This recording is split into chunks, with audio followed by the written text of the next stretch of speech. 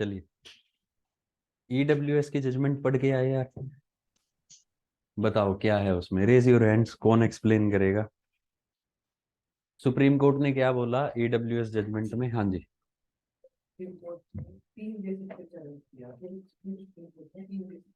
हाँ। तो पहला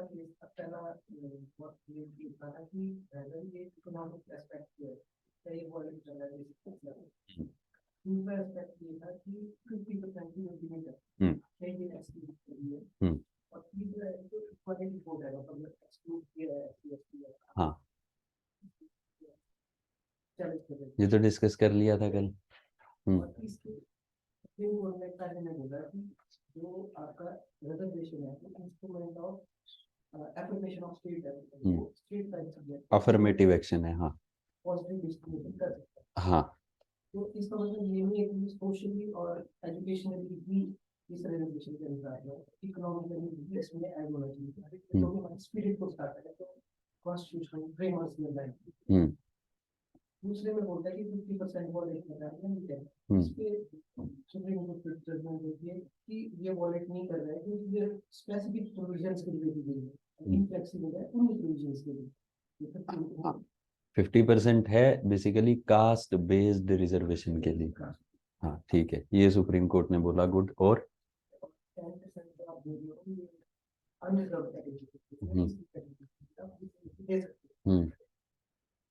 हमें बोलता है कि इक्वालिटी लॉ हो सकती है एक्सक्लूड करके, ये सुप्रीम कोर्ट बोलता है कि आपके लिए प्रोविजन स्टडी क्या करती है तो उसके अंदर आपको ट्रीटमेंट दी जाती है, ये उन्हीं तक की चीज है।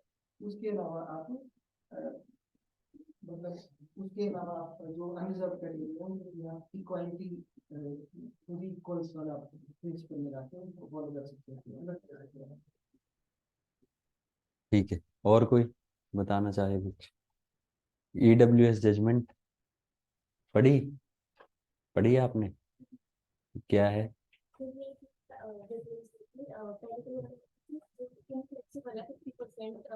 रिजर्वेशन जो भी दे सकते हैं।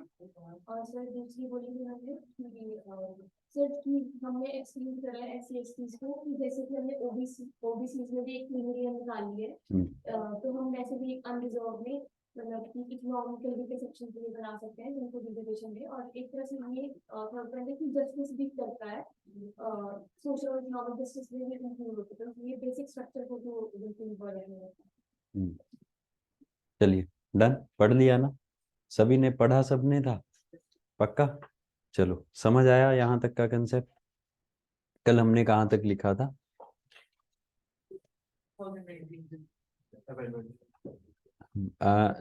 इसमें क्या लिखा?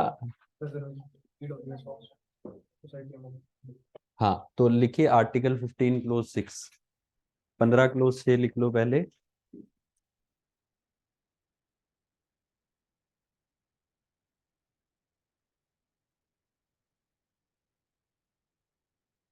लिखिए, it was added by 103rd Constitutional Amendment Act 2019. It was added by 103rd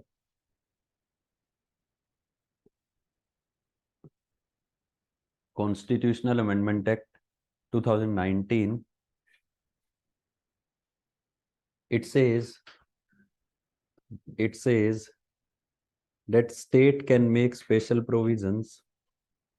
It says that state can make special provisions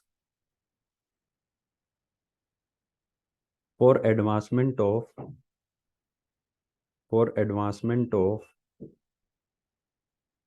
economically weaker section of society,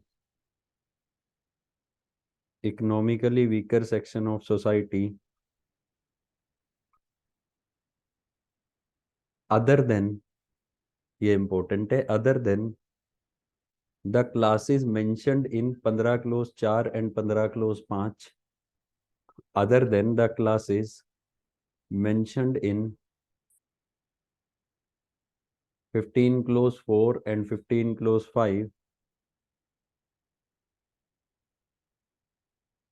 comma, including their reservation in educational institutions, including their reservation in educational institutions.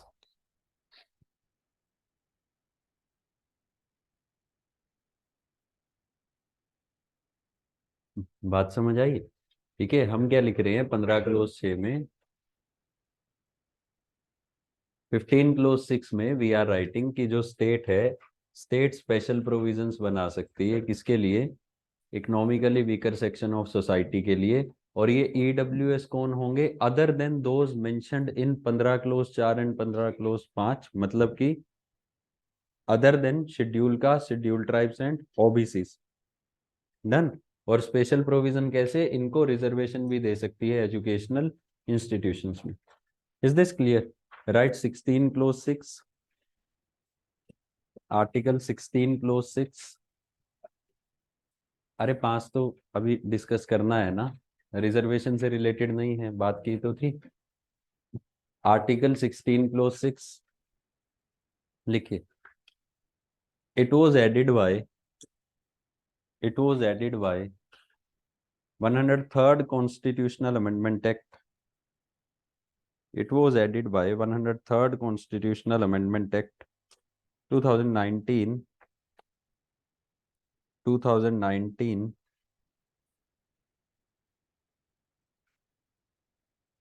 It says that state can make special provisions. It says that state can make special provisions for reservation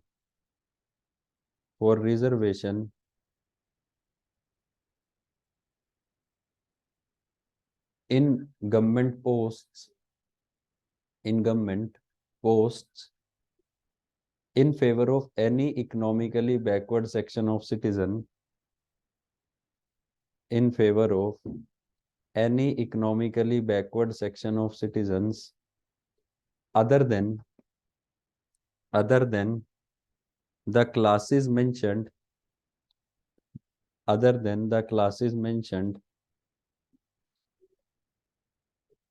in 16 clause 4,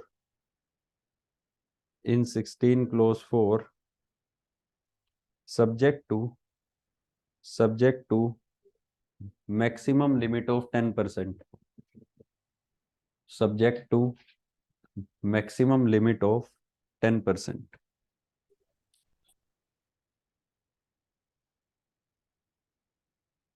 Is this clear? समझ आ गई बात? यहां तक reservation समझ आया? पक्का? Sir हाँ जी। Sir जैसे हमने इसमें ईडब्ल्यूएस में पढ़ा कि अगर किसी के फादर जैसे डिफेंस में है, किसी पर्टिकुलर पोस्ट के ऊपर है, तो वहाँ ईडब्ल्यूएस नहीं होता है। तो सपोज किसी का बच्चा है जिसको मतलब पेरेंट्स जो है वो अपनी प्रॉपर्टी से मतलब अलग कर देते हैं और उसके पास जॉब भी नहीं है कुछ भी, तो उनको ईडब्ल्यूएस मिलता है या नहीं मिलता है? देखिए, दो बातें क्लैरिफाई करूंगा यहाँ पे। पहली बात तो ये कि हमने ओबीसी की क्रीमी लेयर डिस्कस की थी। ओबीसी की creamy layer is different, EWS is different. तो जो हमने बात की थी कि पर्टिकुलर फैमिली इनकम इतनी होनी चाहिए, जो पेरेंट्स है वो डिफेंस फोर्सेस में इस रैंक से ऊपर ना हो, पेरेंट्स प्रोफेशनल्स ना हो, ये सारा था ओबीसी की क्रीमी लेयर में। हालांकि जो इकोनॉमिकली वीकर सेक्शन है, इकोनॉमिकली वीकर सेक्शन का भी क्राइटेरिया सेट किया हुआ है, ठीक है। क्राइटेरिया इज कि बेसिकली फैमिली इनकम 8 लाख से कम हो, उसके अलावा आपके पास जो आपका घर है वो इतने स्क्वायर यार्ड एरिया से कम हो, या फिर आपके पास कल्टीवेबल लैंड इतनी हो या इससे कम हो, ठीक है। This criteria has been set. अब आपका सवाल है कि अगर वो प्रॉपर्टी को ट्रांसफर कर दें, ठीक है, तो बेसिकली इट हैज हैपेंड कि लोगों ने क्या किया है, लोगों ने बेसिकली जैसे मान लो मैं हूँ, ठीक है, और मेरे पेरेंट्स हैं, मेरे मदर और फादर है, मेरे नाम पे कुछ प्रॉपर्टी है, तो मेरे मदर फादर ने क्या किया, उस प्रॉपर्टी को किसी के नाम ट्रांसफर कर दिया, और उसके बाद मेरा ईडब्ल्यूएस का जो है बेसिकली वो सर्टिफिकेट बनवा लिया। It is happening. एक्चुअल में ऐसा नहीं होना चाहिए, ठीक है, by law it should not be allowed, but कल हम बात कर रहे थे कि ये प्रोविजंस का मिसयूज होता है। जैसे ओबीसी के केस में नॉन क्रीमी लेयर का सर्टिफिकेट बनता है, ठीक है, मैक्सिमम फर्जी होते हैं वो। ऐसे ही ईडब्ल्यूएस के केस में भी लोगों ने बेसिकली फॉल्स सर्टिफिकेट्स बनवाने का काम किया। बिकॉज आप देखो ईडब्ल्यूएस का सर्टिफिकेट बनवाने के लिए आप पटवारी के पास जाओगे, ठीक है, पटवारी को आप एफिडेविट दोगे कि मेरे पास इतनी प्रॉपर्टी है, इतनी नहीं है, ये है वो है। पटवारी बेसिकली उसको वेरीफाई करके तहसीलदार को दे देगा, तहसीलदार उस पर साइन करके दे देगा, आपका ईडब्ल्यूएस का सर्टिफिकेट बन गया।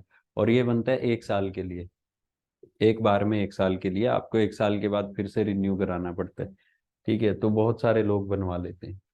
These are implementation lacunas. बात समझ आई? चलिए नाउ एक लाइन और लिख लो बस। However 103rd constitutional amendment act, however 103rd constitutional amendment act providing reservation to EWS, providing reservation to EWS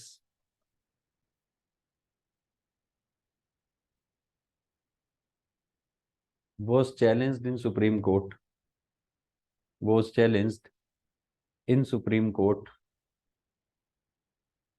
on 3 grounds, on 3 grounds। तीनों ग्राउंड्स पता है? लिखवाऊं या पता है? पहला लिखिए, whether economic criteria, whether economic criteria violating basic structure, because इससे पहले तो सोशल और एजुकेशनल क्राइटेरिया है। Whether economic criteria violating basic structure. Second लिखिए, सेकंड लिखिए,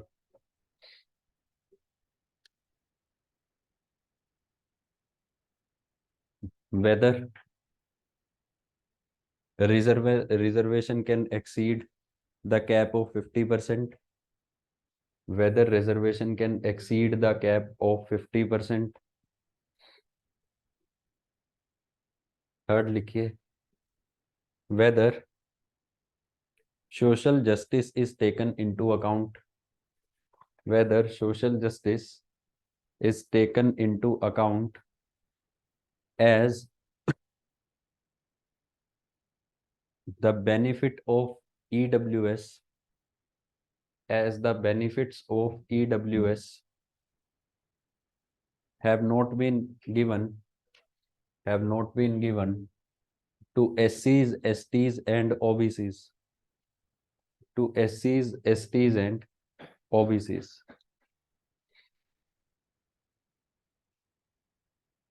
Is this clear? बात समझ आई? बट लिख दो, केस का नाम क्या था? Janhit Abhiyan versus Union of India case, यही है केस का नाम, यही है। लिखिए, but Supreme Court in, but Supreme Court in Janhit Abhiyan versus Union of India case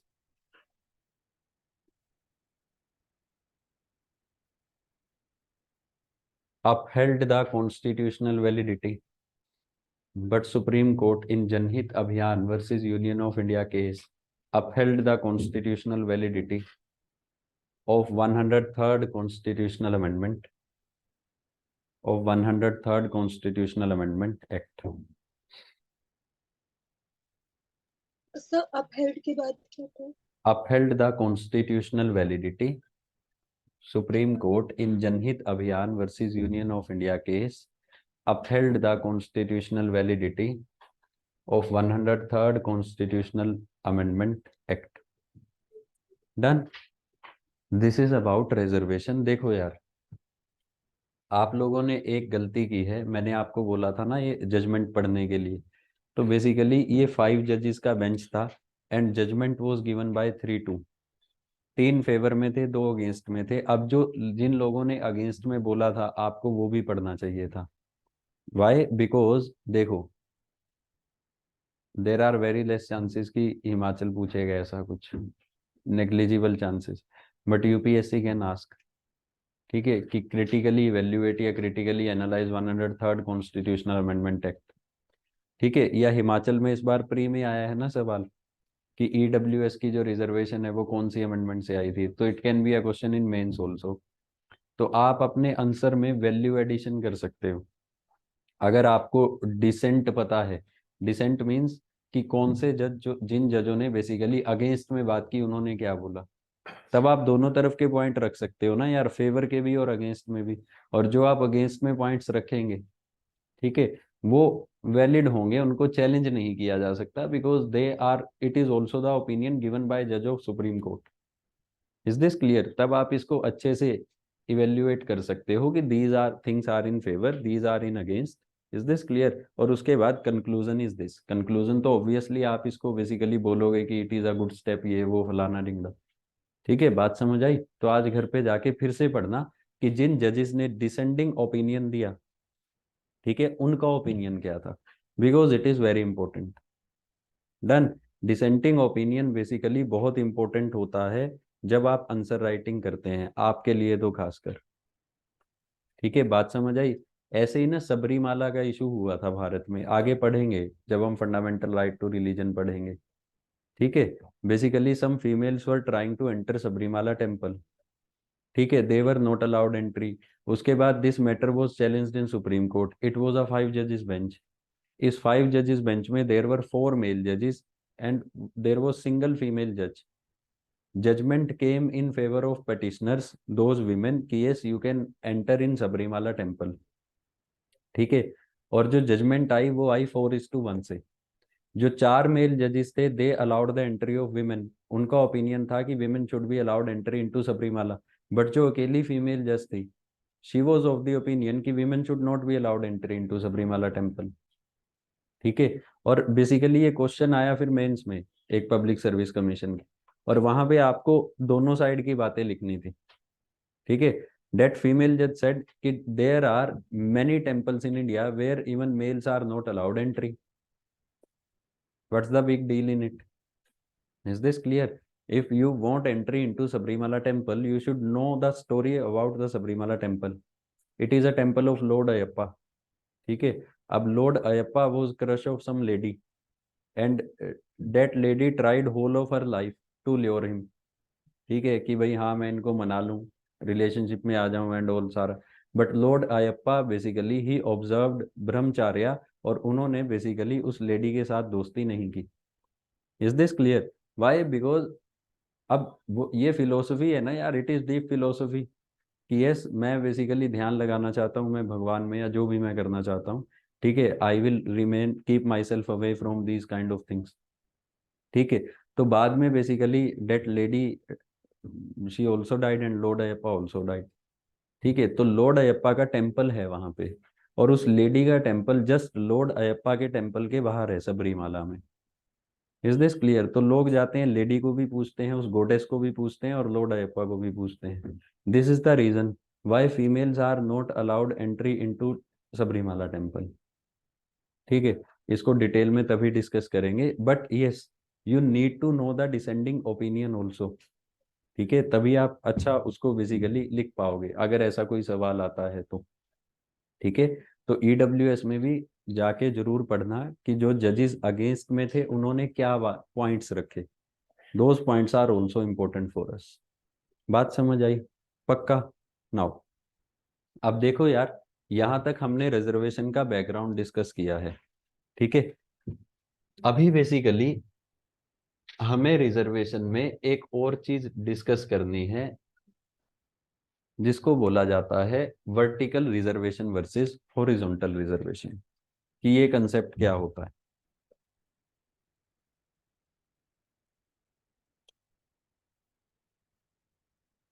vertical reservation versus horizontal reservation. देखिए, जो रिजर्वेशन हमने अब तक पढ़ी है ना यार, this reservation is vertical reservation. ये रिजर्वेशन बेसिकली वर्टिकल रिजर्वेशन है। For example, there are total 100 post, 100 post है यार टोटल, ठीक है। अब आइडियल सिचुएशन में अनरिजर्व्ड को कितनी पोस्ट जाएंगी? 40।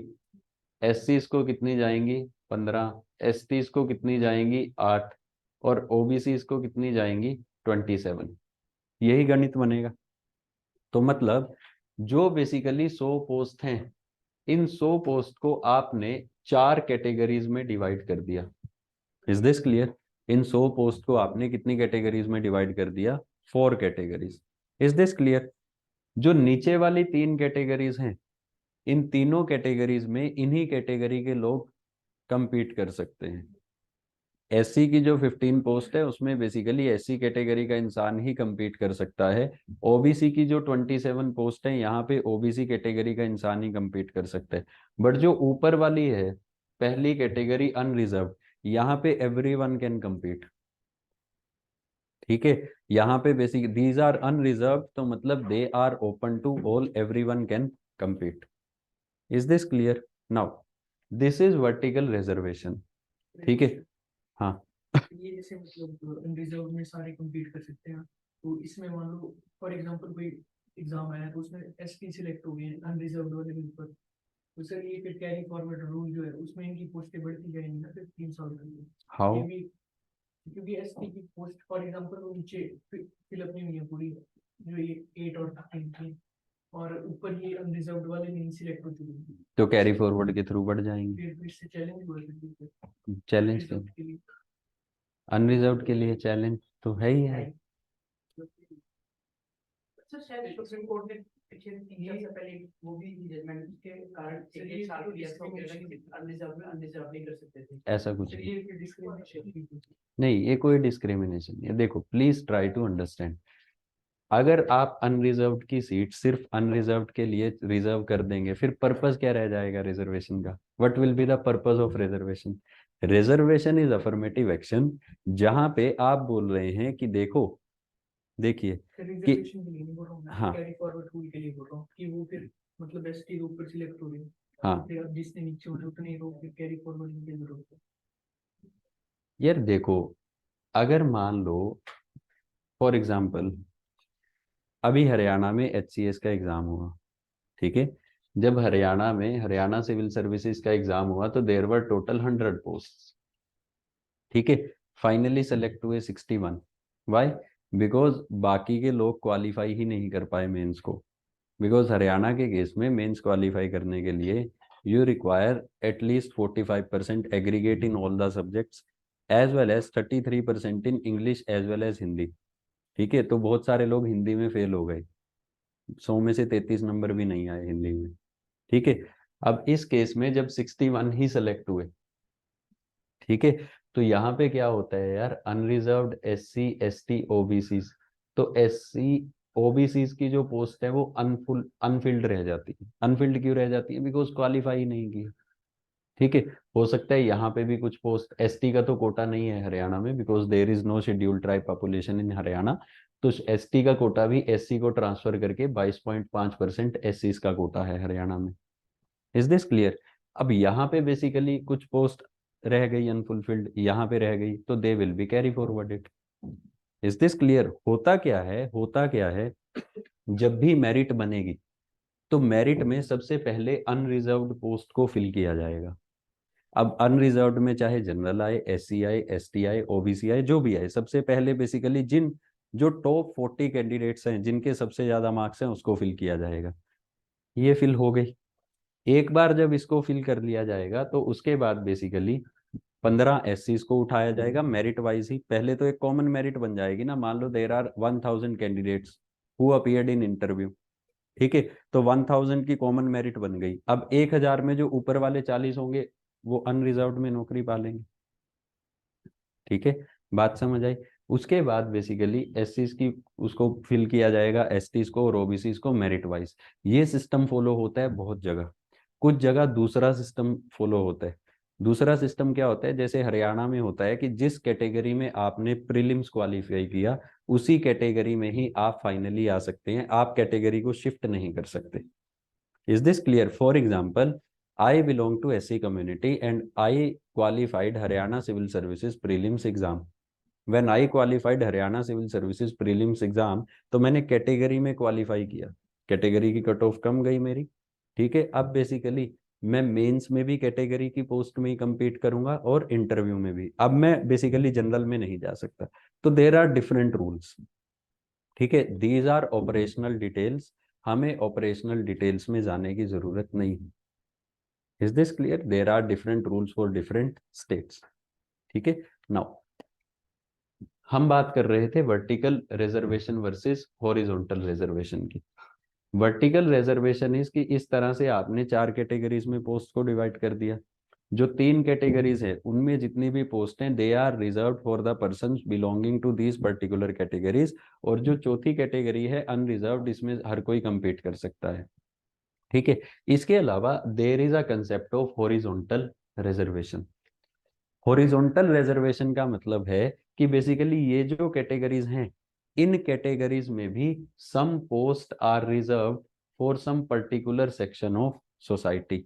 For example, government of Rajasthan, government of Punjab, दोनों सरकारों ने बेसिकली 33% रिजर्वेशन फीमेल्स को दे रखी है।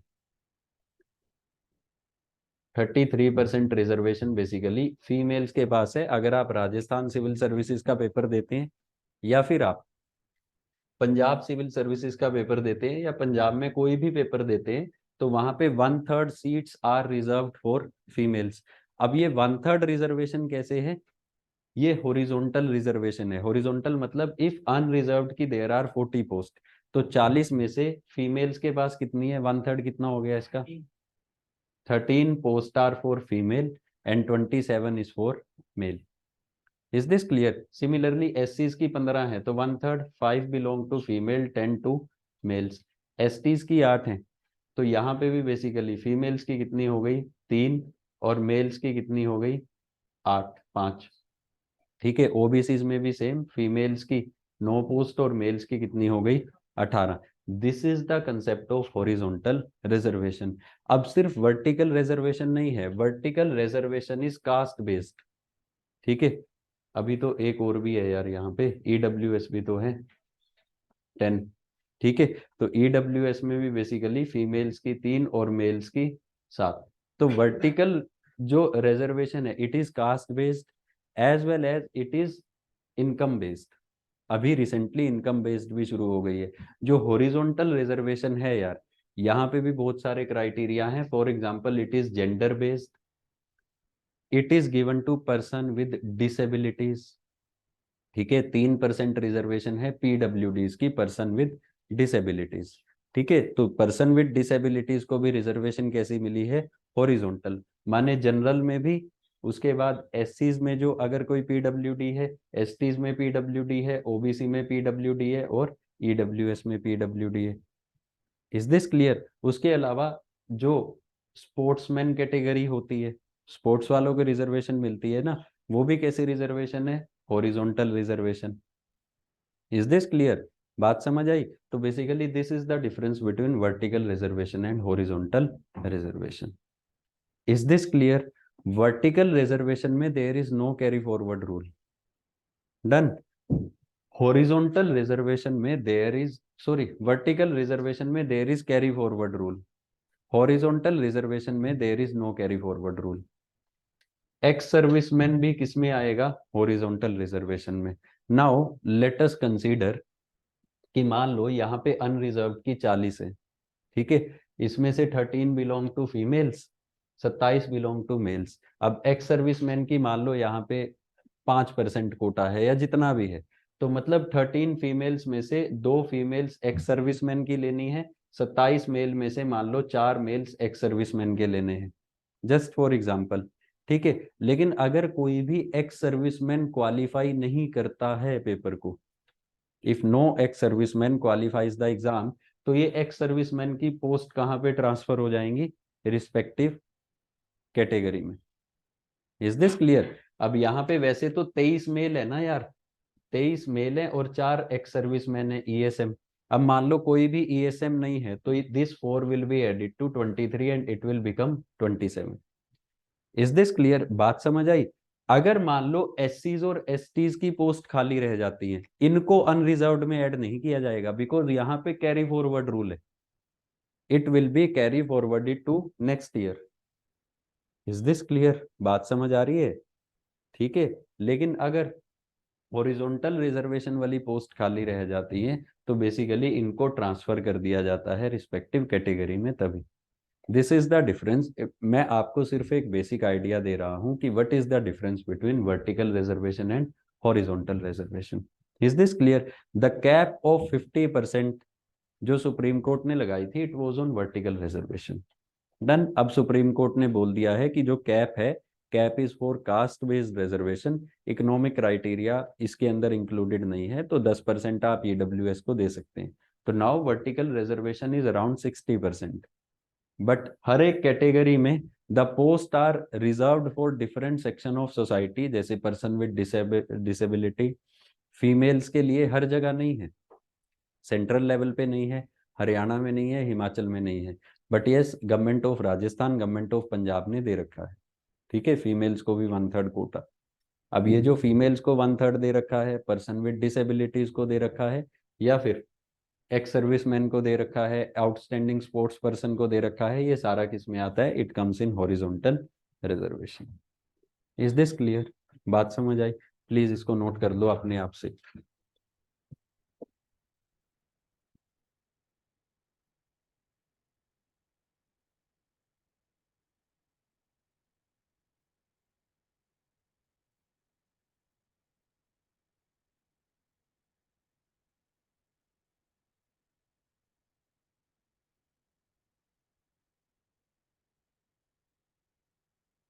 क्या कह रहे हैं? मुझसे पूछ ले।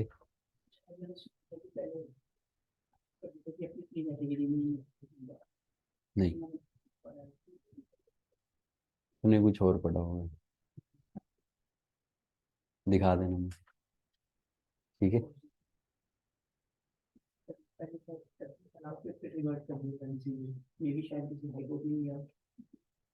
दिखा देना, सुप्रीम कोर्ट का ऐसा कोई फैसला नहीं।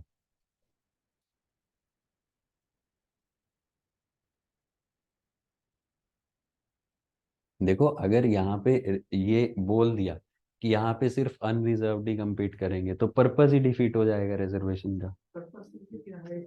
फॉर एग्जांपल ओबीसी में हाँ, अगर सभी ऊपर ही कर दें तब तो जन सारे आ जाएंगे। अभी वही इसको फिर राजा मेरी बात सुन, ओबीसी की पॉपुलेशन कितनी है? 52%। 27% रिजर्वेशन देके एडिक्वेट रिप्रेजेंटेशन मिल जाएगा उनको? तू खुद बता।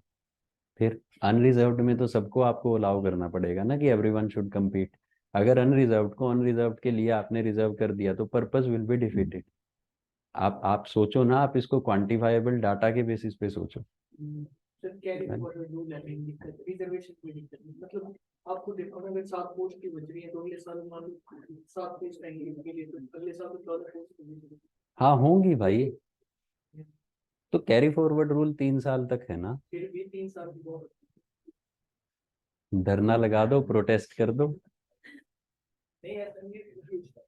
अभी अभी अभी पढ़ रहे हैं मेरिट्स एंड डीमेरिट्स पे, इसके बाद we will discuss what are the merits and demerits of reservation only.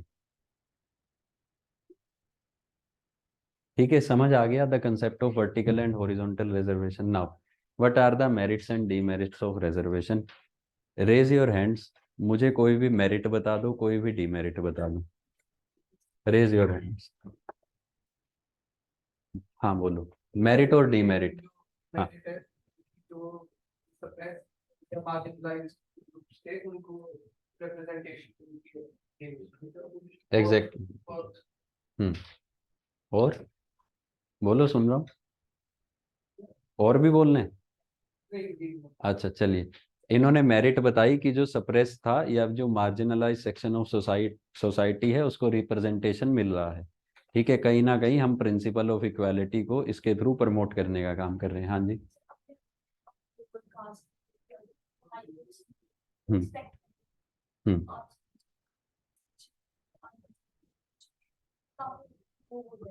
Exactly, upliftment होगी सो कॉल्ड लोअर कास्ट की। ठीक है, they will be respected by people, और जो डिस्क्रिमिनेशंस होती हैं जैसे अनटचेबिलिटी वगैरह, इट विल बी चैलेंज्ड। ये बेसिकली जो इविल प्रैक्टिसेस हैं, they will be challenged. Good. और डीमेरिट बताओ। कोई एजुकेशन इंस्टीट्यूशन हम्म उसमें सीट फॉर एग्जांपल रिजर्व है। हम्म अब एक स्टूडेंट है वो अगर ला रहा है 90 number, for example JEE Mains की बात कंप्रोमाइज ऑफ मेरिट, बस समझ गया मैं भाव तेरे। ठीक है, इट इतना इतना क्यों एग्जांपल दे रहे हैं लंबा? ठीक है, मैं समझ गया क्या कहना चाहता है। 90 वाले का नहीं होगा, 70 वाले का, यही है ना। It compromises merit, yes, it is a point. ठीक है, it compromises the merit, merit के अगेंस्ट है ये principle. Yes, you can write this in demerit, आप इजीली इसको लिख सकते हो। और बताओ। मार्जिनलाइज्ड है ऑफिसर्स वगैरह पर, ये तो ये जो आगे वाले हैं वो भी वो यूज करते हैं, जो एक्चुअली में वीकर सेक्शन पे हैं वो आगे उसमें अवेल नहीं कर पाते। दिस इज डीमेरिट, ये अच्छी डीमेरिट है। Let me discuss. For example, this is SC community. ठीक है, अब समस्या क्या हो रही है यार कि basically reservation was a tool, और रिजर्वेशन वाज अ टूल जहां पे बेसिकली आपने पॉलिटिकल या एडमिनिस्ट्रेशन में रिप्रेजेंटेशन दी किसी पर्टिकुलर सेक्शन ऑफ सोसाइटी को विच वाज सप्रेस्ड। ठीक है, और हमने बेसिकली इसको देके एम क्या किया था, हमारा पर्पस क्या था कि जब इस सेक्शन ऑफ सोसाइटी का एक इंडिविजुअल की अपलिफ्टमेंट होगी तो ये सारे समाज को अपलिफ्ट करने का काम करेगा। Is this clear? He will become an inspiration, और ये बेसिकली सारे समाज को अपलिफ्ट करने का काम करेगा। लेकिन समस्या क्या हो रही है कि बेसिकली मान लो दिस इज एससी कैटेगरी। ठीक है, एससी कैटेगरी में भी there is a class of persons. आप देखो कि बेसिकली वही फैमिलीज हैं जो घूम फिर के फिर से रिजर्वेशन का बेनिफिट उठा रही हैं। वाई? बिकॉज यहाँ पे एक क्लास क्रिएट हो गई। Now they have resources, they have authority, they have people in administration. ठीक है, इनके पास अब सब तरह का रिसोर्सेज प्रेजेंट है। तो बेसिकली बैक टू बैक जो रिजर्वेशन है वो रिजर्वेशन यही पर्टिकुलर क्लास ले रही है, और ये रिजर्वेशन मासिस तक नहीं पहुंच रही है। Is this clear? तो बेसिकली जो रिजर्वेशन है ना भारत में, it has resulted into class in caste. हमने एक कास्ट की अपलिफ्टमेंट के लिए रिजर्वेशन दी, बट नतीजा क्या निकला, इस कास्ट में एक क्लास क्रिएट हो गई, और ये क्लास ही रिपीटेडली बेनिफिट्स ले रही है रिजर्वेशन के। जैसा मैंने आपको उस दिन एक एग्जांपल दिया था, कैमरा ऑफ में नहीं बोलना नहीं है। ठीक है, कम्युनिटी का नाम मत बोलो, मेरे पे डिफामेशन लगवाओगे तुम। ठीक है, तो मैंने आपको दिया था कि यूपीएससी का रिजल्ट आप अगर देखेंगे उसमें एक सरनेम आप सर्च करना, it is a tribal community based in Rajasthan. ठीक है, आप ये देख के हैरान होंगे कि एसटीज के लिए जितनी पोस्ट रिजर्व्ड है 40 to 50% are cornered by that particular tribal community only. ठीक है, तो कितने ट्राइब्स हैं भारत में, आधी पोस्ट वही ट्राइबल कम्युनिटी लेके जा रही है। Is this clear? तो basically it has resulted into class into caste. मतलब जो हमारा एम था रिजर्वेशन देने का, upliftment of a particular caste, वो फुलफिल नहीं हो रहा है, but it has resulted into upliftment of particular class within a caste. This is also a demerit. दो डीमेरिट्स हो गई। और बताओ कौन बोलेगा? इनकम इनक्वालिटी, इनकम इनक्वालिटी मतलब जिसको रिजर्वेशन मिलती है ये तो अपलिफ्टमेंट करने के लिए भी तक वो बहुत ज्यादा फाइट उठा के जो अनरिजर्व्ड उससे ज्यादा भी इकोनॉमिकली रिच बनते हैं। ये क्या बात हुई? डिफरेंस पैदा हो रहा है ना रिच इनकम में। नहीं, एक और डीमेरिट है, ये कोई डीमेरिट नहीं है। हाँ एजुकेशन इंस्टीट्यूशन। हाँ फॉर एग्जांपल जैसे जो फीस होती है, अगर कोई ज्यादा फीस पे कर सकता है SC/ST का, वो फिर भी कम फीस पे कर रहा है सर। देखो आपने जनरलाइज कर दिया, एक्चुअली क्या होता है यार, इट हैज बीन जनरलाइज। देखो हमेशा बेसिकली जनरलाइजेशन के बेसिस पे काम होता है, ठीक है। आप स्पेसिफिकली नहीं रूल बना सकते। फॉर एग्जांपल हमने 16 क्लोज 1 पढ़ा, state shell provide equality of opportunity in the matters of public employment. फिर हमने एग्जांपल देखा कि वाई यूपीएससी फीमेल से 0 चार्ज करता है, HAS फीमेल से 0 चार्ज करता है, और बेसिकली जनरल मेल से 400 और यूपीएससी 125 या 100 रुपए चार्ज करते हैं। Is this clear? अब ऐसा तो नहीं है कि हर एक फीमेल बेसिकली पेट्रियार्की का शिकार है। Is this clear? ऐसा तो नहीं है कि हर एक female lack the resources, but आप जनरलाइज कर देते हैं ना यार, कि अगर हम इंडियन सोसाइटी में जनरलाइज करें तो जनरलाइजेशन में हम पाएंगे कि जो फीमेल्स हैं दे लैक द रिसोर्सेज, तो आपने सारी फीमेल्स के लिए कर दिया। बिकॉज फिर इम्प्लीमेंटेशनल प्रॉब्लम आएगी, हाउ विल यू आइडेंटिफाई कि who can pay and who can not पे। एटलीस्ट जो जॉब में अच्छे हैं, उनको तो फॉर एग्जांपल सर्टिफिकेट बनाना भी मुश्किल है, उनको तो फिर हाँ चलो, वे फॉरवर्ड में दे देना सजेशन, ठीक है, कर सकते हैं। और बताइए। सर एक मैरिज की अगर जब ये कोटा से किसी इंस्टीट्यूट में चले जाते हैं तो इनका ड्रॉप आउट रेट बड़ा ज्यादा हो जाता है, क्योंकि ये कीप अप नहीं कर पाते। देखिए देखिए देखिए, प्लीज ऐसे किसी सजेशन को लिखने से पहले, ठीक है, आपके पास एक क्वांटिफाइबल डाटा होना चाहिए जो आपके पॉइंट को प्रूव कर दे। पहली बात, अगर आप बोल रहे हैं कि बेसिकली कोई रिजर्वेशन का बेनिफिट लेके एजुकेशनल इंस्टीट्यूशन में जाएगा, उसके बाद ड्रॉप आउट रेट ज्यादा है, do you have any data? हमारी कॉमन सेंस पे बेस्ड हम नहीं लिख सकते पेपर में। अगर किसी कमीशन की रिपोर्ट है राजे, अगर कोई डाटा है आपके पास, तब आप उसको मेंशन करके जरूर यू कैन राइट। और इसको भी आपको पॉजिटिव बनाने की कोशिश करनी है। ये नहीं बोलना कि कोटा मत दो, ये बोलना है कि government should take steps so that जो ड्रॉप आउट रेट है वो बेसिकली, वो न्यूज़पेपर में आप डाटा देख लो, what is the source of data. अगर वो ऑथेंटिक डाटा है, क्रेडिबल डाटा है, देन यू कैन राइट, कोई नहीं रोक रहा आपको, ठीक है। और हम्म हम्म हम्म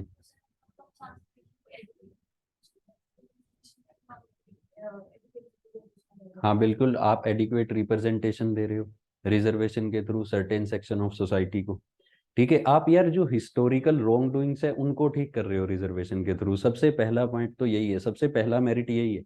वो कास्ट जिनकी डिस्क्रिमिनेशन हुई 1000 साल से, 2000 साल से, ठीक है, डिस्क्रिमिनेशन की वजह से, आयरनी इज, मैं आपको सच बता रहा हूँ, you visit any village area, वहां पे the people belonging to some caste have accepted this as their fate.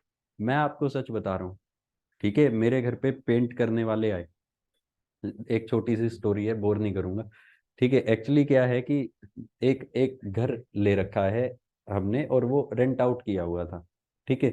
तो जो लोग रहते थे वो लोग छोड़ के चले गए। अब वो जो वहाँ पे है ब्रोकर, उसने मुझे फोन किया कि यहाँ पे पेंट वेंट करवा देते हैं, बिकॉज जो नए आएंगे थोड़ा साफ सुथरा होगा, ठीक है। मैंने कहा कि ठीक है पेंट करवा देते हैं। ही सेड कि 15,000 लगेंगे, ठीक है। भाई मेरी छुट्टी थी तब, और मैं घर गया हुआ था। मुझे लगा कि 15,000 क्यों देने, छुट्टी भी है, घर भी टाइम पास नहीं होता, मैं खुद जाके करवा देता हूँ। मैं मेरे गांव में गया, आई कॉन्टेक्टेड पेंटर्स, 2-3 पेंटर थे। मैंने उनसे बोला कि तुम्हें गाड़ी में लेके जाऊंगा, गाड़ी में लेके शाम को आऊंगा, वहां पे पेंट करना है, और ठीक है, वही काम मैंने 4-4,500 में कराया, ठीक है। तो और मतलब 2 दिन लगेंगे, ठीक है। उसके बाद आई वेंट देयर, ठीक है, आपको रियलिटी बता रहा हूँ। रियलिटी इज कि वहां पे जो टॉक्स हुई ना, उन्होंने मुझे बड़ा डीपली हर्ट किया, ठीक है। फर्स्ट टॉक वो, दोपहर को मैं उनके लिए खाना लेने जाता था, ठीक है। अब वो लोग घर से भी टिफिन लेके आते थे, फिर भी I went to a local dhaba, और मैं वहां से लेके आता था। जब मैं लेके आया तो नीचे बैठे थे वो लोग, मैं भी उनके साथ नीचे खाना खाने के लिए बैठा, एंड दे सेड कि आप नीचे क्यों बैठे हैं, दिस इज रियलिटी, ठीक है। मैंने उसको बोला, हरियाणा में ऐसे ही बोलते हैं, मैंने कहा ताऊ रोटी दे दे, क्योंकि भाई मुझे घर की रोटी नहीं मिलती यहाँ पे, ठीक है, और मुझे मिल जाए तो मैं बहुत खुश होता हूँ। तो मैंने कहा कि, उसने बोला कि आप ये खाओगे, मैंने कहा हाँ खाऊंगा, दे दो आप मुझे, ठीक है। तो पहली बात तो ये कि basically they were more concerned कि ये क्यों बैठे हैं नीचे। Is this clear? And why is he eating with us, मैं आपको रियलिटी बता रहा हूँ। खैर वो हुआ सारा एपिसोड। उसके बाद मैंने एक से पूछा कि तुम्हारे बच्चे क्या करते हैं, पेंट। उसने कहा जी आप क्या करते हो, मैंने कहा मैं तो चंडीगढ़ हूँ, पढ़ रहा हूँ, ठीक है। ही सेड कि मेरा बच्चा अभी तो स्कूल जा रहा है बट मैं पेंट वाले काम में ही लगा दूंगा जी, क्या करेगा वो, बनना तो उसने भी पेंटर ही है। Is this clear? So this is irony. Irony is कि people have accepted this discrimination as their fate. उन्होंने एक्सेप्ट कर लिया, वो आज भी बेसिकली बिलीव कर रहे हैं कि जन्म की वजह से पिछले जन्मों का है, फलाना है, ढिंगड़ा है, एंड दे हैव एक्सेप्टेड। जिस तरह से female have accepted patriarchy as their fate, ये भी आयरनी है सोसाइटी की कि मैनी फीमेल्स हैव एक्सेप्टेड कि भाई this is the role of female, बच्चे पालना रोल है। जाके अपनी मम्मियों से पूछना, दे विल से कि भाई बच्चे पालना, घर का काम करना तो लेडीज का ही काम है। Is this clear? तो जिस तरह से दे हैव एक्सेप्टेड, इस तरह से many people have accepted this as their fate. बात समझ आई? Is this clear? तो basically this is the thing. तो ये बड़ी डीप रूटेड डिस्क्रिमिनेशन है, चाहे ये कास्ट बेस्ड डिस्क्रिमिनेशन हो, चाहे जेंडर बेस्ड डिस्क्रिमिनेशन। ठीक है, और इसको बेसिकली आप जो हिस्टोरिकल रॉन्ग डूइंग्स हैं इनको ठीक करने के लिए आपको बेसिकली ये अफर्मेटिव एक्शन लेना ही लेना पड़ेगा। Is this clear? Now merits demerits की बात करें तो सबसे पहले तो class within the caste. दूसरी डीमेरिट है कि it compromises meritocracy, the principle of merit को बेसिकली ये कॉम्प्रोमाइज करती है, कोई दो राय नहीं है। तीसरा, ये कहीं ना कहीं एडमिनिस्ट्रेशन की एफिशिएंसी को भी हैम्पर करने का काम करती है। ऑब्वियसली हैम्पर होगी यार, जब ज्यादा इंटेलिजेंट नहीं जा रहा है एडमिनिस्ट्रेशन में, कम इंटेलिजेंट बच्चा जा रहा है, तो एफिशिएंसी हैम्पर होगी। यू कैन राइट, इसमें कोई दिक्कत नहीं है। 3 डीमेरिट्स हो गई। चौथी डीमेरिट है कि इम्प्रॉपर इम्प्लीमेंटेशन। ठीक है, बहुत डीमेरिट्स हैं इम्प्रॉपर इम्प्लीमेंटेशन, जैसे नॉन क्रीमी लेयर के सर्टिफिकेट्स, फेक क्लेम्स जो लोग करते हैं, वो सारा कुछ। पांचवी डीमेरिट है कि now reservation is being used as a political tool. Is this clear? सरकारें खुद रिजर्वेशन दे रही हैं, भाई इसको भी दे दो, उसको भी दे दो, इलेक्शन जीतने के लिए। जो कम्युनिटी बेसिकली किसी जगह में मेजोरिटी में होती है, ठीक है, और बेसिकली वो क्लेम करती है we are socially and educationally backward, सरकार एकदम उठा के रिजर्वेशन दे देती है। हरियाणा में जाटों को रिजर्वेशन दे दी। बताओ, जाटों को रिजर्वेशन की क्या जरूरत है? द जज of Supreme Court in his judgment said कि भाई जिन लोगों को गांव में चौधरी साहब बुलाते हैं, वो कहां से सोशली और एजुकेशनली बैकवर्ड हो? Is this clear? तो basically reservation is being used as a political tool, it is also a demerit. एक बहुत इंपॉर्टेंट डीमेरिट है यार, वो है with respect to OBCs. Actually आपने ओबीसीज को रिजर्वेशन दे दी, ठीक है। अब ओबीसीज में देयर आर 3743 कास्ट जब ये आइडेंटिफाई हुआ था। उसके बाद कास्ट का इंक्लूजन भी हुआ है, एक्सक्लूजन भी हुआ है, अभी भी अराउंड इतनी कास्ट हैं ओबीसीज में, and their total population is 52%। इन सबको आपने 27% रिजर्वेशन दे रखी है। अब यहाँ पे सवाल उठता है कि क्या ये सभी कास्ट जो हैं दे आर इक्वली सोशली और एजुकेशनली बैकवर्ड? नो, ओबीसीज में भी there are certain caste which are more backward and there are certain caste groups which are less backward. Is this clear? इसके लिए आप क्या कर रहे हैं? बात समझ आ रही है? Under OBC category other backward caste में भी कुछ कास्ट ऐसी हैं जो बहुत ज्यादा बैकवर्ड है, सोशली भी बैकवर्ड है और एजुकेशनली भी बैकवर्ड है, और कुछ कास्ट ऐसी हैं जो कम बैकवर्ड है। Is this clear? बट इसको लेके गवर्नमेंट ने एक वे फॉरवर्ड निकाला है, ठीक है। इस वे फॉरवर्ड को बोला जाता है sub categorization of OBCs. Is this clear? कि जो ओबीसीज हैं इसको आप फर्दर कैटेगरीज में डिवाइड कर दो। Is this clear? Please listen, पहले ओबीसीज को फर्दर कैटेगरीज में आप डिवाइड कर दो। For example BC A, BC B and BC C. कुछ स्टेट्स ने ऑलरेडी सब कैटेगराइजेशन की हुई है, for example Haryana. Done. Haryana ने ओबीसीज को 2 कैटेगरीज में डिवाइड किया हुआ है, BC A and BC B. BC A में कुछ कास्ट हैं और बीसी बी में कुछ कास्ट हैं, और 27% रिजर्वेशन को इनके बीच में बांटा गया है। मतलब जो ज्यादा बैकवर्ड हैं ओबीसीज में उनको ज्यादा रिजर्वेशन दी गई है, जो कम बैकवर्ड है उनको कम रिजर्वेशन दी गई है। अब मुझे हिमाचल का नहीं पता कि हिमाचल में ये सब कैटेगराइजेशन है या नहीं है, आप लोग जाएंगे चेक कर लेंगे। Is this clear? नाउ कुछ स्टेट्स ने सब कैटेगराइजेशन की ओबीसीज की, कि भाई रिजर्वेशन का बेनिफिट तो हो, मासेस की अपलिफ्टमेंट तो हो, ठीक है।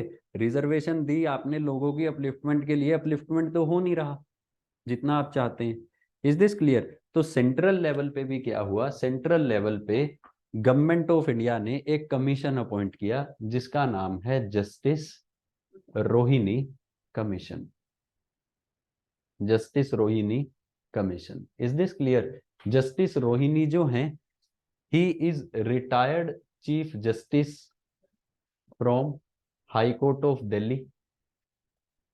इनकी अध्यक्षता में, इनकी चेयरमैनशिप में एक कमीशन बनाया, जस्टिस जी रोहिणी कमीशन, ठीक है। इसमें देर आर टोटल 4 मेंबर्स, और इन मेंबर्स को काम दिया गया कि आप बेसिकली ओबीसीज में सब कैटेगरीज जो हैं वो बनाएंगे।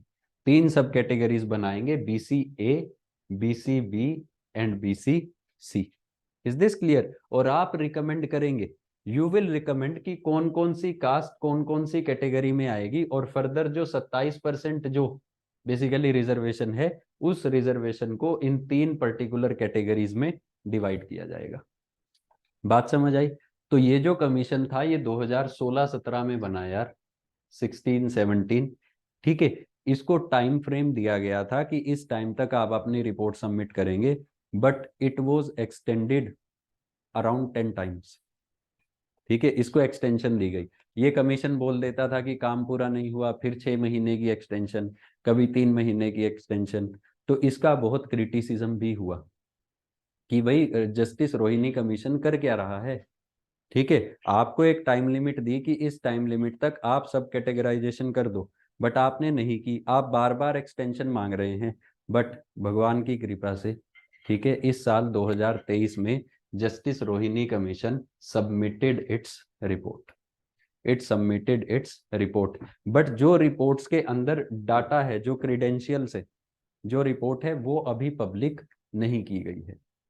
Is this clear? तो this is also a way forward कि the exercise of sub categorization of OBCs, it should be basically, क्या बोलते हैं यार उसको, अरे फास्ट करना क्या, चलो जो भी है भाई, इसको जल्दी जल्दी से करो, ठीक है। इसको आप जल्दी से करो, और बेसिकली जो जस्टिस रोहिणी कमीशन की रिपोर्ट है उसको जल्दी से स्क्रूटेनाइज करके पब्लिक किया जाए और उसको लागू किया जाए। Is this clear? और स्टेट लेवल पे भी, अलग अलग स्टेट लेवल पे भी आपको ओबीसीज की बेसिकली सब कैटेगराइजेशन करनी है। It should be expedited. Expedite करने का मतलब होता है तेजी से इसको लागू करो। Is this clear? बात समझ आई? तो basically these are the things which are related to reservation. There are merits also, there are demerits also. Is this clear? बात समझ आई? And there is a way forward also कि reservation should not be used as a political tool, ठीक है। और basically reservation के साथ साथ there should be concept of de-reservation also. The communities who are adequately represented in public services, उनको de-reserve करो भाई। Is this clear? और मैं आपको बताता हूं, अगर किसी को डी रिजर्व करेंगे ना, that community will show resentment, वो सड़कों पे आएंगे, रेलवे ट्रैक रोकेंगे। This is nothing but a step towards D reservation only. How?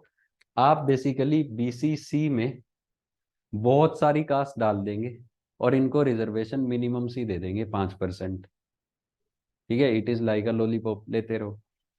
Is this clear? और यहाँ पे आप कम कास्ट को डालेंगे और इनको रिजर्वेशन आप ज्यादा दे देंगे। It is a welcome step, it is a good step.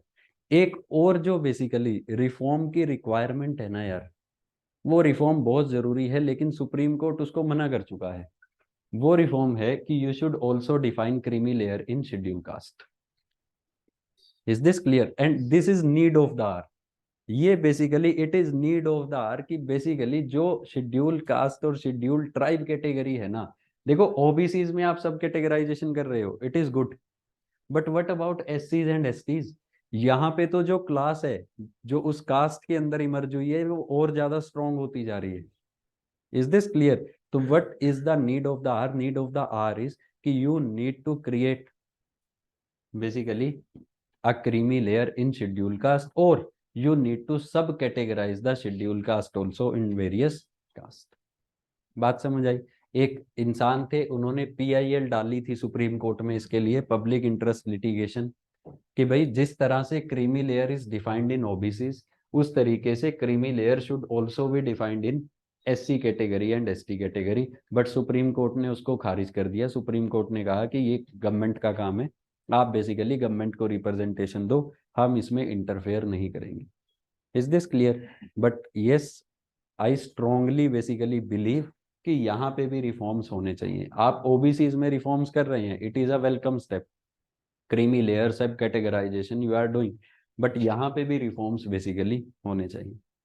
Is this clear? अब समझ आ गया रिजर्वेशन? अभी कोई भी डाउट क्वेरी है तो पूछिए। हाँ, इससे रिजर्वेशन देने से कहीं ना कहीं आपकी सोशल अपलिफ्टमेंट नहीं हो रही है, बंदों का थिंकिंग नहीं चेंज हो रहा है। हाँ, और क्या स्टेप हो सकता है कि जिससे सोशल जो है डिस्क्रिमिनेशन देखो यार, देर आर मैनी स्टेप्स। देखो जो चेंज होता है ना, आप कभी भी देखो यार, अब हम, पता क्या चक्कर है, सोसाइटी में घुस जाएंगे, ठीक है, पॉलिटिकल लेक्चर ना रह के फिर भी बता देता हूँ।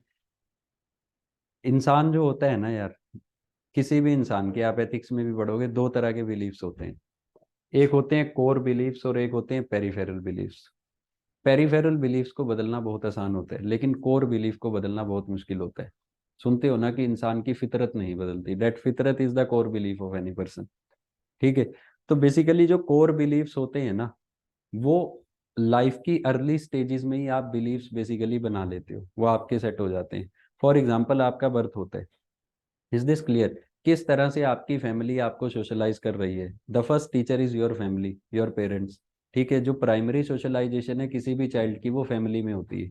मान लो आपका बर्थ हुआ, आपके घर पे सिस्टर भी है, if you are treated like, इस तरीके से योर सिस्टर इज ट्रीटेड कि this is your brother, he will provide you protection. Is this clear? भाई, you can't cry because you are a male. ठीक है, आप फीमेल को सिखा रहे हो कि आपको प्यार करना है, आपको बेसिकली सॉफ्ट स्पोकन रहना है, आपने ऊंची आवाज में बात नहीं करनी। तो बेसिकली ये जो एट्रीब्यूट्स है ना, ये बचपन से शुरू हो जाते हैं। Is this clear? ये सोसाइटी का टॉपिक है यार, सोशलाइजेशन का, आपके एथिक्स में भी है। Family is the first basically your institution of socialization, जो प्राइमरी सोशलाइजेशन आपको देती है। डन। उसके बाद, फैमिली के बाद जो पहला फॉर्मल सोशलाइजेशन का इंस्टीट्यूशन है, that is your school. Is this clear? अब आप स्कूल में भी देख लो, ठीक है, कास्ट सेंसिटिव क्या वहां पे एजुकेशन मिल रही है, क्या जेंडर सेंसिटिव एजुकेशन मिल रही है? आपकी तो एनसीईआरटी की टेक्स्ट बुक्स में बेसिकली पेट्रियार्कल नोशंस लिखी हुई हैं यार। रेसिज्म है आपकी एनसीईआरटी की टेक्स्ट बुक में, आप उठा के देखो। ठीक है, कलर के बेसिस पे वहां पे डिस्क्रिमिनेशन कर रखे है। Is this clear? तो बेसिकली ऐसे इंस्टांसेस आए हैं, जाके यूट्यूब पे देख लेना एनसीईआरटीज में किस तरीके से वो सब लिखा हुआ था। अब बहुत सारा डाटा बदला गया है, बट यस, लिखा हुआ था। Is this clear? तो कोर बिलीफ्स आपके बेसिकली बहुत अर्ली स्टेजेस में डेवलप हो जाते हैं, और इनको बदलना बहुत मुश्किल काम है। ठीक है, जो पेरिफेरल बिलीफ्स हैं आपके, वो बदल जाते हैं। कोर बिलीफ्स बदलते हैं यार विद जनरेशंस। आप इसको एक दिन में नहीं बदल सकते। मान लो आप हो, आपके कुछ कोर बिलीफ्स हैं, लेकिन आपके पेरिफेरल बिलीफ्स चेंज हुए, अब आपका बिहेवियर इन्फ्लुएंस हुआ ना, जब आपके बेसिकली पेरिफेरल बिलीफ्स उससे चेंज हुए। ठीक है, और जो आपका एटीट्यूड होता है ना, attitude is that how you respond to some situation, any situation. Attitude के बेसिकली तीन कंपोनेंट्स होते हैं, cognitive, affective and behavioural. Cognitive is your core belief, what you think about that particular situation. Affective is कि when you face that particular situation, how did you felt, आपने कैसा feel किया, क्या emotions आए आपके अंदर। And behavioural is how you basically responded to that particular situation. Just for an example, on a lighter note, मान लो I belong to a village, और मुझे लगता है कि बेसिकली लड़कियों को शॉर्ट क्लोथ्स नहीं पहनने चाहिए। मेरे गांव में एक बार एक लड़की ने शॉर्ट कपड़े पहने थे, और मारा था हमने उसको, ठीक है, मिलके हमने उसको पीटा था। Is this clear? Now I came to Chandigarh, I was roaming in 15 sector Patel market के आगे, I saw a female in short clothes. ठीक है, नाउ कॉग्निटिव इज कि I believe, my core belief is that she should cover her full body and she should not wear this type of clothes. Affective is कि मुझे अब लगा कैसे, मुझे गुस्सा आया उसको देख के। बट बिहेवियरल इज, गांव में मैंने मार दिया, लेकिन वहां पे पुलिस का बूथ है सामने, नहीं। Is this clear? मतलब मतलब मेरे बिहेवियर को मैंने रेगुलेट किया ना, ठीक है। तो बेसिकली आप भी जब सिविल सर्वेंट बनेंगे ना, आप देखना आप कोर बिलीफ नहीं चेंज कर सकते किसी के, आप बेसिकली रेगुलेट करेंगे बिहेवियर को। बिकॉज बिहेवियर को रेगुलेट करना आसान है, किसी की मानसिकता को बदलना बहुत मुश्किल है। और जो माइंडसेट है ना, वो जनरेशन टू जनरेशन चेंज होता है, वो ऐसे नहीं चेंज होता है। Is this clear? तो basically this will take time. जो आपका सवाल है ना कि कैसे होगा, it will take time. Basically generation gap इसी को ही बोलते हैं। आने वाली जनरेशन्स में it will take time. Reservation का एक डीमेरिट आप ये भी लिखेंगे कि it is further perpetuating the caste identities. ऐसा नहीं है कि बेसिकली रिजर्वेशन से आप कास्ट सिस्टम को चैलेंज कर रहे हैं। Yes, it is being challenge, the discriminations are being challenge, but it is further perpetuating. ये परपेचुएट कर रहा है और बढ़ावा दे रहा है किसको? कास्ट आइडेंटिटीज को। Is this clear? अब बेसिकली आके बोलते हैं लोग कि भाई मुझे रिजर्वेशन चाहिए, आई एम बैकवर्ड, मेरी ये कास्ट है। Is this clear? तो basically it is further perpetuating the caste based identities. This is also a demerit of reservation. Is this clear? Change आएगा भाई विद जनरेशंस, बिकॉज आप core beliefs को नहीं बदल सकते हो किसी भी। Core beliefs are very difficult to change, आपके भी होंगे। और बहुत बार ऐसा होता होगा आप अपने बिहेवियर को बदल लेते होंगे, लेकिन दिमाग में बिलीफ वही रहता है। प्लीज यार, बात समझ आई? Is this clear? पक्का? This is all about reservation. घर से कल शॉर्ट नोट लिख के आएंगे कि what are the merits and demerits of reservation. ठीक है, आप खुद से लिख के आएंगे। मैंने आपके साथ मेरिट्स और डीमेरिट्स काफी डिस्कस कर लिया। हॉरिजॉन्टल रिजर्वेशन यार देखो, आपने दी हुई है जैसे आपका पर्सन विद डिसेबिलिटीज लो आया। हाँ, ट्रांसजेंडर्स को भी बेसिकली जो ट्रांसजेंडर एक्ट है, ठीक है, उसमें फिर जो ऑर्डर आया उसमें देयर इज अ प्रोविजन की गवर्नमेंट को देनी है। अभी गवर्नमेंट ने इसको नोटिफाई नहीं किया, but they should also be given यार, they should also be given reservation. ठीक है, बात समझ आई? This is horizontal. ठीक है, अब इसमें कोई डाउट क्वेरी और है? राइट टू प्राइवेसी आर्टिकल 21 में पढ़ेंगे। Done. This is all about reservation. Please घर पे जाके रिजर्वेशन हेडिंग डाल के इसकी मेरिट्स और डीमेरिट्स जरूर लिख लेना। ठीक है, नेट से हेल्प ले लेना, अदरवाइज इसी लेक्चर को फिर से देख लेना, मैंने काफी मेरिट्स और डीमेरिट्स बोली होंगी। ठीक है, एंड प्लीज रीड अबाउट सब कैटेगराइजेशन ऑफ ओबीसीज। ठीक है, देखो घर पे जाके खुद गूगल करो, खुद थोड़ा बहुत रिसर्च करो, तभी डेवलपमेंट होगी, तभी बेसिकली वो मेंटल एक्यूमन बढ़ेगा, तभी अच्छे आंसर लिख पाओगे। Done.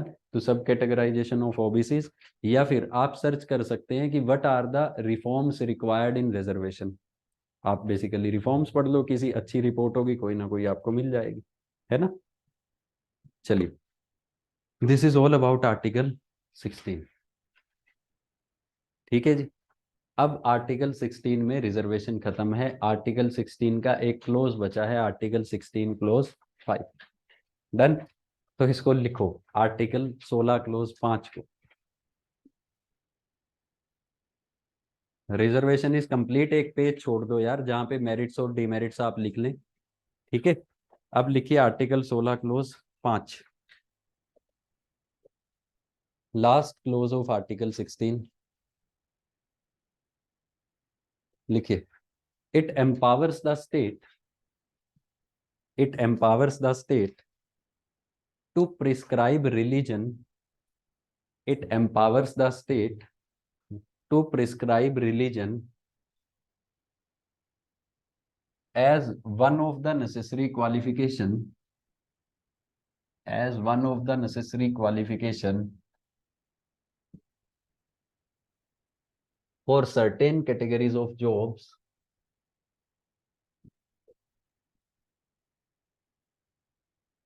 for certain categories of job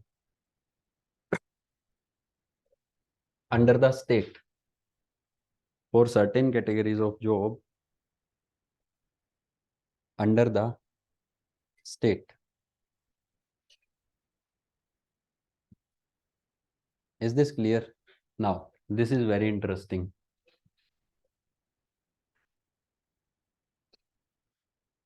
article 16 क्या बोलता है यार? 16 क्लोज 5 बोलता है कि जो स्टेट है, स्टेट किसी पर्टिकुलर जॉब के लिए, किसी पर्टिकुलर पब्लिक एम्प्लॉयमेंट के लिए जो क्वालिफिकेशंस रखती है,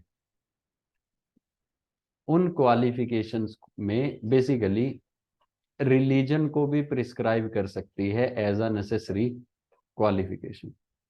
रिलीजन को भी प्रिस्क्राइब कर सकती है as a necessary qualification. 16 clause 2 क्या बोलते हैं? 16 क्लोज 2 बोलते हैं state shall not discriminate on the ground of race, religion, caste, sex, place of birth, residence और डिसेंट।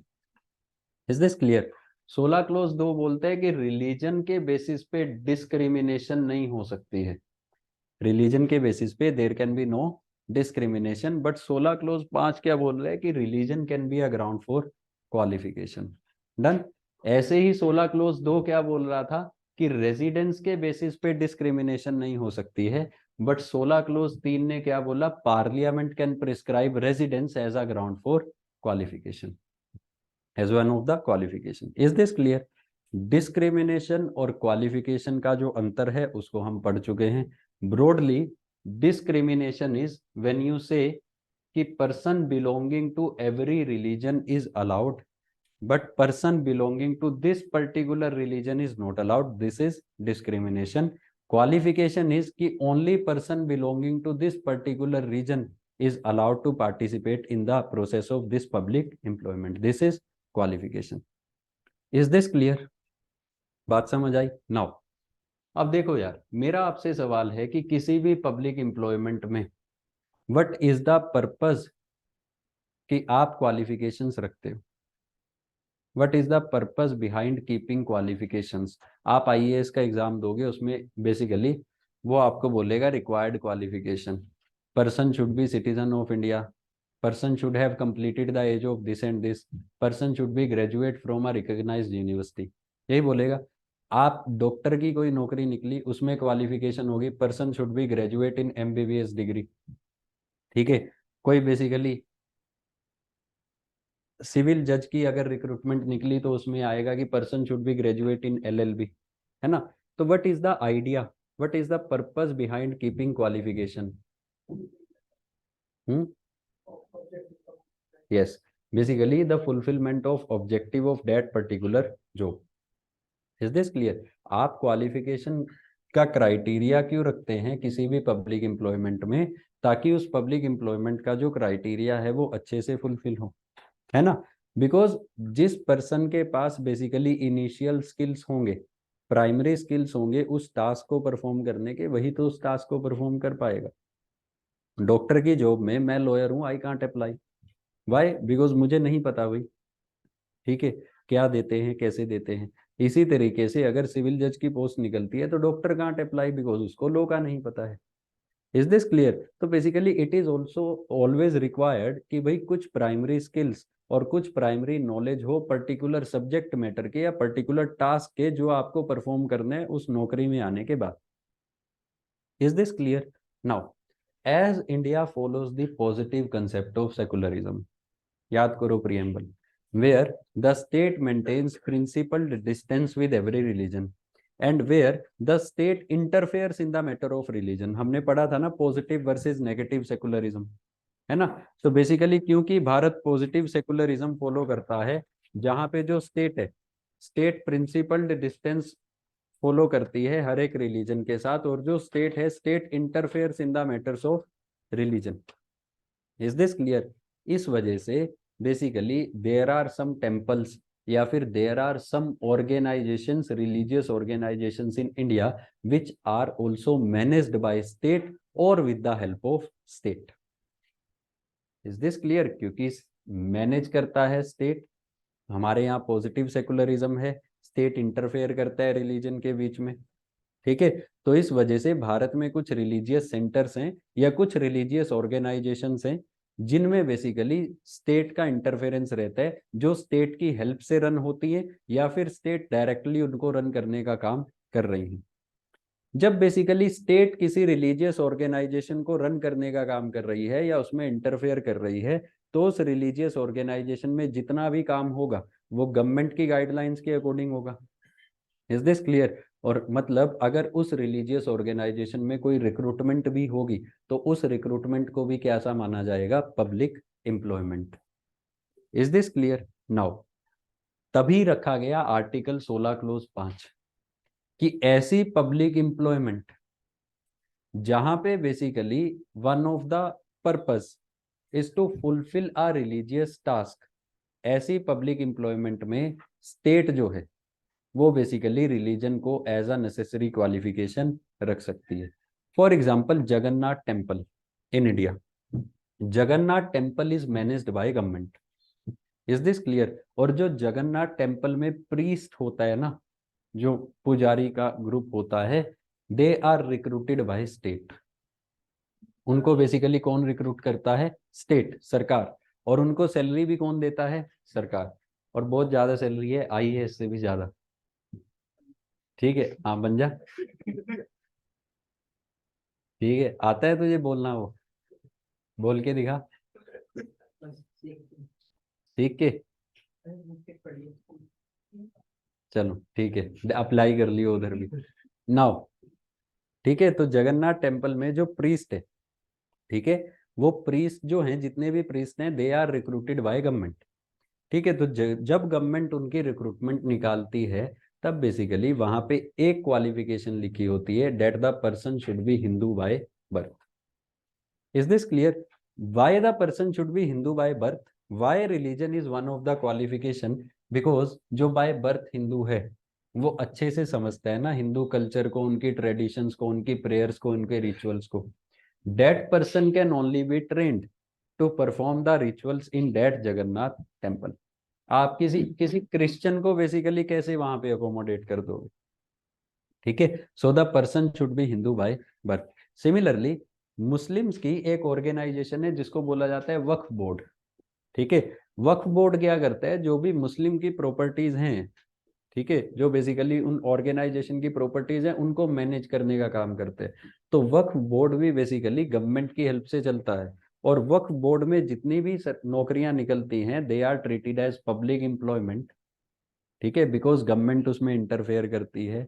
डन। और वहां पे कुछ नौकरियों में, वक्फ बोर्ड की कुछ नौकरियों में, there is essential qualification that the person should belong to Muslim religion by birth. The person should be Muslim by birth. Because आप देखिए, if we are Hindus, we don't know about culture of Muslims. हमें उनके traditions का नहीं पता, हमें उनकी prayers का नहीं पता। Is this clear? तो basically how can we perform those functions? बात समझ आई? तो बेसिकली पहला जो पर्पस था रिलीजन को as a ground for qualification रखने का, वो यही था कि आप क्वालिफिकेशन रखते हैं ताकि उस पर्टिकुलर जॉब का जो ऑब्जेक्टिव है वो फुलफिल हो पाए। ठीक है, दूसरा जो पर्पस था वो ये पर्पस था to give a sense of security to every religion. At the time of making of constitution we opted the model of positive secularism. हमने कहा कि भाई सभी धर्म बराबर होंगे, सरकार सभी धर्मों को सपोर्ट करेगी। So to give a sense of security to every religious group, क्योंकि ध्यान रखो रिलीजन के बेसिस पे भारत का पार्टीशन ऑलरेडी हो चुका था और हमने भारत को एक सेकुलर कंट्री बनाया। हमने कभी इस चीज को वैलिडेट नहीं किया कि Hindus and Muslims can't live together. वो जो सो कॉल्ड भाई थे हमारे, उन्होंने कहा कि बेसिकली उन्होंने कहा two nation theory. Nation basically क्या होता है? नेशन इज अ कंसेप्ट, मैं पहले बता चुका हूँ, जहाँ पे people have common culture, language है ना। तो उन्होंने कहा था भारत एक नेशन थोड़ी है, दो नेशन है। मुस्लिम्स का कल्चर अलग है और हिंदूज का या बाकी लोगों का कल्चर अलग है, इसलिए उन्होंने they demanded a separate country. But we never believed in two nation theory. हमने हमेशा उसका डिनायल किया। हमारे सभी फ्रीडम फाइटर्स ने, लाइन में आप सभी के बारे में पढ़ लो, सभी के ओपिनियंस पढ़ लो, सब ने उसका डिनायल किया कि basically India is one nation only. अब basically when India is one nation और हम प्रोमिस कर रहे हैं हर एक रिलीजियस ग्रुप को कि बेसिकली आपको इक्वालिटी मिलेगी भारत में, स्टेट सबको इक्वली सपोर्ट करेगी, so to also give them a sense of security. ठीक है, हमने कहा कि भाई स्टेट बेसिकली आपके रिलीजियस अफेयर्स को भी, कुछ रिलीजियस अफेयर्स को up to some extent state will also manage. Is this clear? State will support your religious organisations. बात समझ आई? तो this was the purpose behind keeping article 16 clause 5। हाँ देखो, वही मैं आपको बोल रहा हूँ ना कि state is providing salary to priest of temple, but at the same time state is also providing salary to persons who are engaged in Waqf board. Is this clear? देखो, पॉजिटिव सेकुलरिज्म का मतलब है अभी हम इसको डिटेल में भी पढ़ेंगे, आर्टिकल 25, 26, 27, 28। यहाँ से आपको पॉजिटिव सेकुलरिज्म पूरा क्रिस्टल क्लियर हो जाएगा कि किस तरह से बेसिकली होता है हमारे देश में। बट अभी के लिए state is favouring the religion, but state at the same time is favouring every religion and there should be no discrimination. ठीक है, अगर बिना डिस्क्रिमिनेशन के मैं सबको फेवर कर रहा हूं तो फिर कोई दिक्कत नहीं है उसमें। ठीक है, बात समझ आई? चलिए, लिख लिया आर्टिकल 16 क्लोज 5। ठीक है, now this is all about article number 16। Done. Now 5 minute रहते हैं, लेट अस स्टार्ट आर्टिकल 17। लिख लो इसको, कल समझा दूंगा। आर्टिकल 17,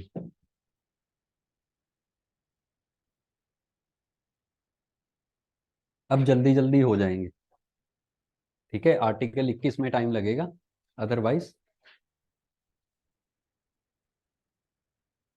हेडिंग डालिए, abolition of untouchability. Abolition of untouchability.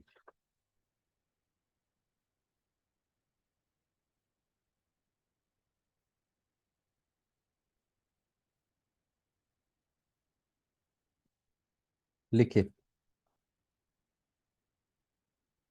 Article 17 abolishes untouchability. Article 17 abolishes untouchability in all forms. In all forms. And it says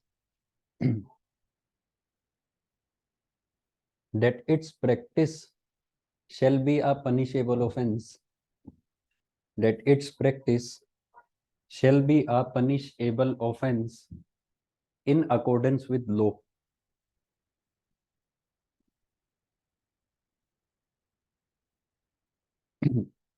It says that its practice, अगर कोई untouchability practice करता है, shall be a punishable offense, तो ये punishable offense होगा in accordance with law, law के according.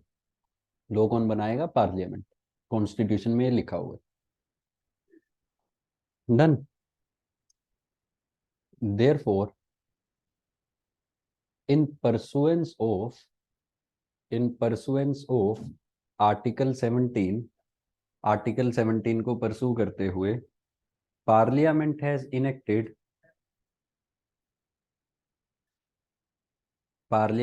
Enacted protection of civil rights act. Parliament has enacted protection of civil rights act 1955। Protection of civil rights act 1955, which prescribes the punishments and disqualifications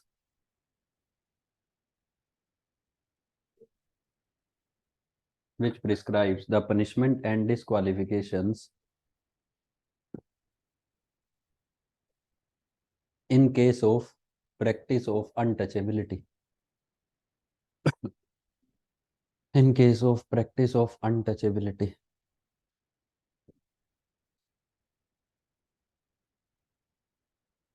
Done. Next line से लिखिए, the term untouchability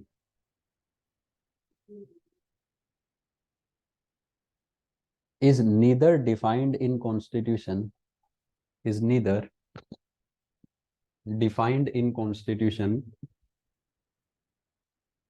nor defined by parliamentary law. Is neither defined in constitution nor defined in parliamentary law.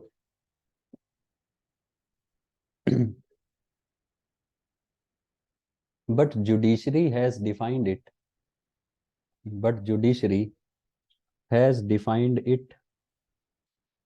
As a social practice. Judiciary has defined it as a social practice among Hindus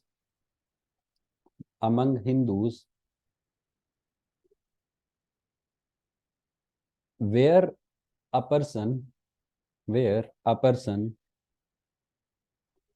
only on the basis of his birth, where a person only on the basis of his birth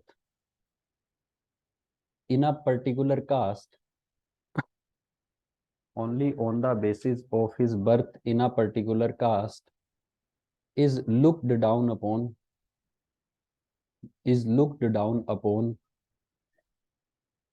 and discriminated wrongly,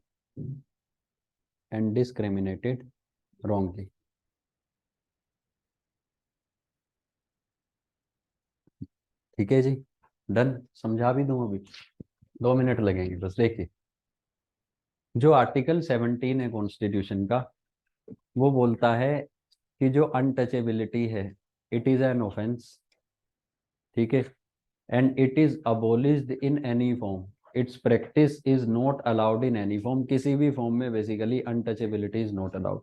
तो basically पहली बात तो this is a absolute fundamental right. आप basically किसी को भी untouchable की तरह ट्रीट नहीं कर सकते, कोई भी बहाना लगा के, किसी भी सर्कमस्टांसिस में you can't treat any person as untouchable, ठीक है। और दूसरा कॉन्स्टिट्यूशन बोलता है कि it should be a punishable offence, ये एक, अगर कोई अनटचेबिलिटी प्रैक्टिस करता है तो ये एक पनिशेबल ऑफेंस होगा। और पनिशेबल ऑफेंस इसको कौन बनाएगा? In accordance with law made by parliament. मतलब कॉन्स्टिट्यूशन ऑथोराइज करता है पार्लियामेंट को, प्लीज ध्यान से सुनिए, कॉन्स्टिट्यूशन ऑथोराइजेज द पार्लियामेंट, कि हमने तो बता दिया कि अनटचेबिलिटी इज अ ऑफेंस और इसको प्रैक्टिस नहीं करना है। अब ये पार्लियामेंट को बोलता है कि आप एक लॉ बनाएंगे और आप एक लॉ बना के इसको इम्प्लीमेंट करने का काम करेंगे। Is this clear?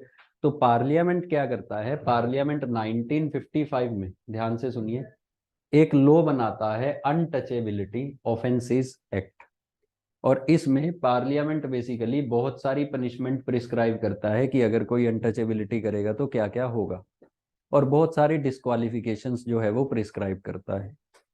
बट फिर भी अनटचेबिलिटी के इंस्टांसेस आते हैं कंट्री में, ये नहीं रुकते।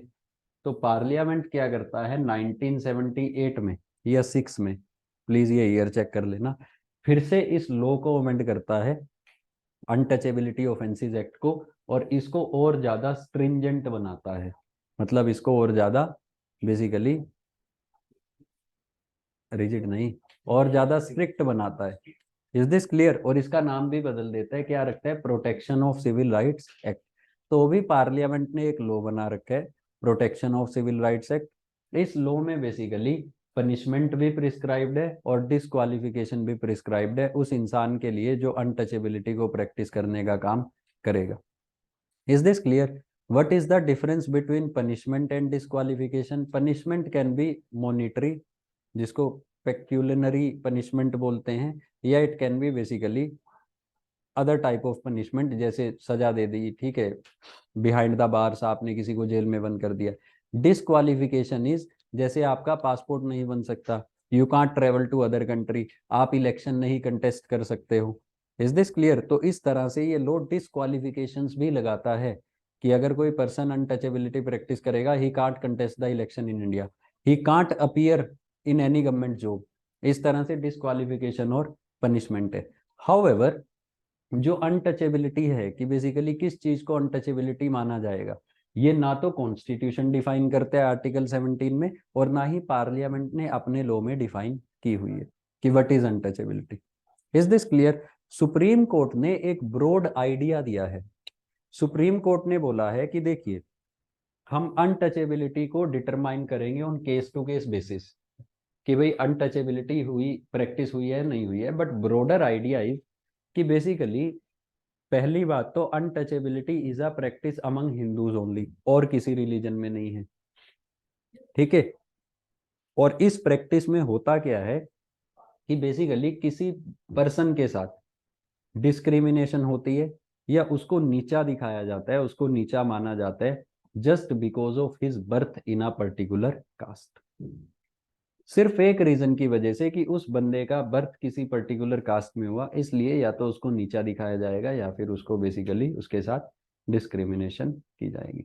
और सुप्रीम कोर्ट ने फर्दर बोला कि untouchability does not necessarily contain the element of touch. जरूरी नहीं है कि मान लो मेरे पास कोई आ रहा था, उसने मुझे हाथ लगाया, मैंने कहा कि क्यों हाथ लगा दिया तुमने? Is this clear? Because it is based on the notion of purity and pollution.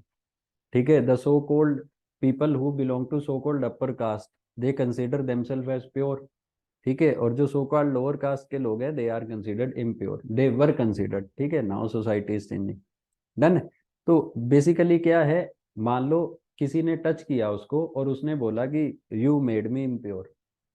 ठीक है, this is untouchability. But Supreme court ने बोला जरूरी नहीं है कि एलिमेंट ऑफ टच इन्वॉल्व हो, बिना टच के भी बेसिकली कोई किसी को नीचा दिखा सकता है। Is this clear? For example एक फनी सा एग्जाम्पल है। एक मान लो कोई बहुत बड़ा प्रीस्ट है, पुजारी, वो नहा के बाहर आया। ठीक है, अब सामने बेसिकली एक पर्सन आ गया who belong to so called lower caste. अगर उसने बोल दिया कि यार नहा के आया था, इसको देख लिया, फिर से नहाना पड़ेगा, this is also untouchability. Is this clear? बात समझ आई? आपने अगर अपने गेस्चर से भी किसी को नीचा दिखाने की कोशिश की, आपने किसी के साथ डिस्क्रिमिनेशन की गलत तरीके से, then it is untouchability. Is this clear? बात समझ आई? पक्का? तो बेसिकली अब आपका होमवर्क है रिजर्वेशन के मेरिट्स एंड डीमेरिट्स, सब कैटेगराइजेशन ऑफ ओबीसी के बारे में थोड़ा सा पढ़ के आएंगे, 2 काम। तीसरा, please listen, protection of civil rights act को पढ़ के आएंगे। और इसमें क्योंकि आपके मेंस में आंसर राइटिंग में लिखा जाएगा और आ भी सकता है डायरेक्टली, तो यू विल राइट कि पनिशमेंट कितनी है and what are the disqualifications. 2 मैंने आपको बता दी, person can't contest the election, ठीक है, वो बेसिकली गवर्नमेंट जॉब में अप्लाई नहीं कर सकता, और भी there are many disqualifications. Done. तो you will also read protection of civil rights act.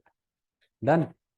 अब प्लीज ध्यान से सुन तो लो, ऐसा नहीं है कि पूरा एक्ट पढ़ने बैठ गए 4 घंटे लगा दिए।